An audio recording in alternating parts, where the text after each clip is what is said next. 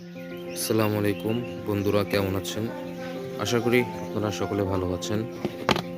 তো দুপুরবেলা চলে আসলাম আমার কোয়েল পাখির ফার্মে ওদেরকে দুপুরের খাবার দেওয়ার জন্য।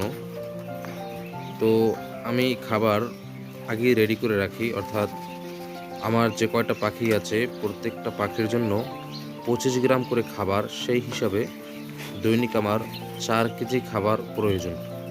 তো খাবারগুলো আমি তো বস্তা হিসেবেই কিনি।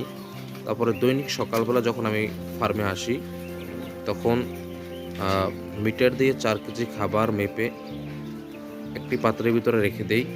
ওই খাবারগুলি সারাদিন খাওয়াই। এর থেকে একটু বেশিও দেই না, কমও দেই না।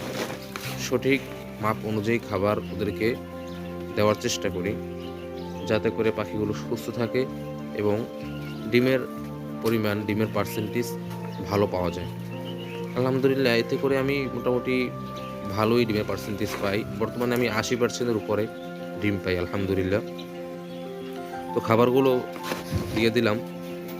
তো দেখতে পাচ্ছেন ওরা খাওয়ার জন্য খুব উতলা হয়ে আছে।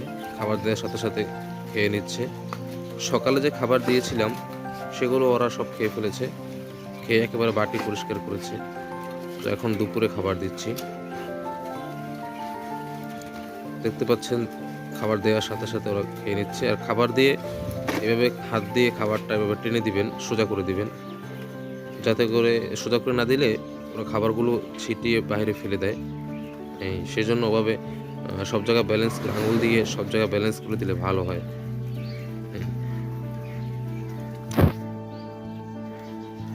হুম। আজকের আবহাওয়াটা খুব সুন্দর। রোদ, খুব সুন্দর একটা আবহাওয়া পাখিদের জন্য। দেখতে পাচ্ছেন পাখিগুলো আমার পাখিগুলোকে খাবার দেওয়া শেষ। এখন ওরা কি সুন্দরভাবে খাবার খাচ্ছে। আমি সবসময় ওদেরকে খাবার দিয়ে ফার্মের এক কর্নারে বসে থাকি, যে ওরা যে খাবার খায় সে দৃশ্যগুলো দেখি।